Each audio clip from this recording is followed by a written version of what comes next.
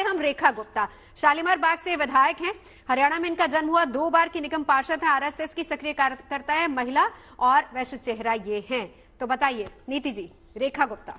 रेखा जी की देखिए नाम अक्षर से तुला राशि बनती है और चंद्रमा जैसे बताया तुला राशि में ही गोचर कर रहे हैं स्वाति नक्षत्र में, और चौथे भाव में दशम भाव जो कार्येश का भाव है, सत्ता का भाव है, उसमें पूर्ण दृष्टि। और नवांश कुंडली जो अभी प्रश्न कुंडली की लगाऊंगी वहां पे भी शुक्र जो है चौथे भाव में ही बैठे हुए हैं, तो एक प्रकार से दशम भाव से संबंध दृष्टि का बना हुआ है।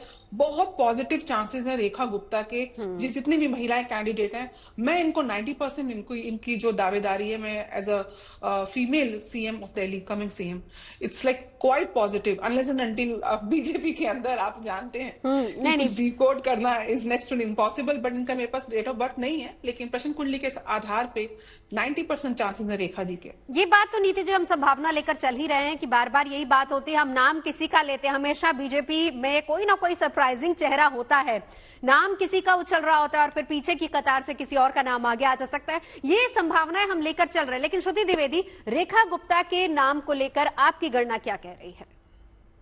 देखिए नवजोत जी, मैंने तो शुरुआत में ही बोल दिया कि रेखा गुप्ता जी की कुंडली है, मतलब डिटेल्स हैं मेरे पास जो इंटरनेट पे मौजूद है। 19 जुलाई 1974 का बर्थ है इनका, और लग्न इनका कन्या बनता है, और जो इनकी राशि है वो मिथुन राशि। मिथुन राशि में होने वाला जो अभी बृहस्पति का गोचर है वो इनके लिए बेहद लाभकारी रहेगा। वो इनको पद प्रतिष्ठा सम्मान सब कुछ देगा, और साथ ही साथ जो शनि का इनके कार्यस्थल पे ट्रांजिट होगा वो इनको पद प्रतिष्ठा अगेन देगा। मुझे ऐसा लगता है कि आने वाले समय में इनका बहुत नाम होने वाला है, और मुख्यमंत्री पद के लिए एक बहुत स्ट्रॉन्ग कंटेस्टेंट या एक बहुत स्ट्रॉन्ग दावेदार के रूप में आएंगी। तो कितने परसेंट चांसेस आपको लग रहे हैं?